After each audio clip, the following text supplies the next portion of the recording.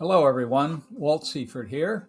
The question I'm hearing a lot lately is, should I buy a house now that interest rates are about 7%, or should I wait for them to go down a bit? We get the question every single day. Here's what I did recently with a young couple I've been working with for more than a year. They were married about 4 years, had one child, were expecting a second child in a few months, and they had clearly outgrown their smallish two-bedroom apartment and needed more space. Common story.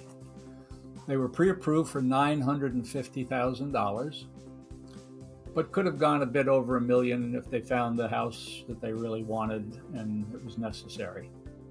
However, we were outbid on 5 different homes during the past year or so, all of which, not surprisingly, given the situation, sold well over asking price. So still no luck. So a couple of months ago, I showed them a house they loved and wanted to make an offer just under $1 million for it. When they got their updated pre-approval, they were absolutely shocked to see an interest rate of 6.8%, nearly double the original rate of 3.5% that they had on their original pre-approval. And they were considering putting off the purchase and renting a larger apartment until rates improve. So what do we know? First, we know for the last 50 or 60 years, since these statistics have been kept, home values have increased on the average about 3.5% per year. Second, we know their rent is $2,500 a month. That's $30,000 a year. And if they opt for a larger apartment, that price will probably go to $3,000 plus a month. The third thing we know is their mortgage, had they purchased the house, of $800,000. That's the $1 million purchase price, less 20% down.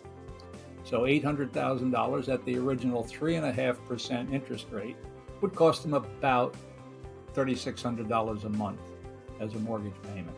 At the new interest rate of 7%, that monthly payment becomes $5,300. That's a $1,700 a month cost of the increased interest alone. So what does this all mean? Let's assume that they wait 5 years to re-enter the market. The $1 million home that they're considering buying increases in value at 3.5% a year for 5 years. At 5 years, this home is now worth $1,187,686. The higher interest rate, however, has cost them $20,400 per year, or $102,000 for the 5 years. So the net positive to them is $187,000 minus $102,000, or about $85,000. And they have not been paying off their landlord's mortgage at the rate of $2,500 a month for 60 months. And by my calculation, that comes to $150,000 of rent that they did not pay. So the actual benefit to them buying now at the higher interest rate is about $235,000. And by the way, it does not include any real estate tax deductions or any of the many intangible benefits of owning your own home.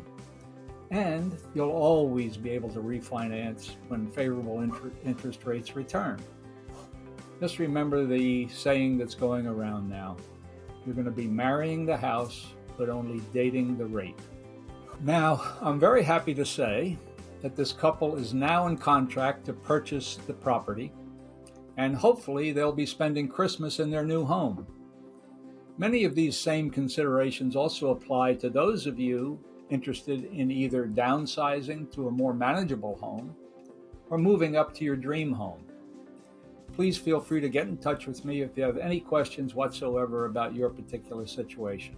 Thanks very much. Take care.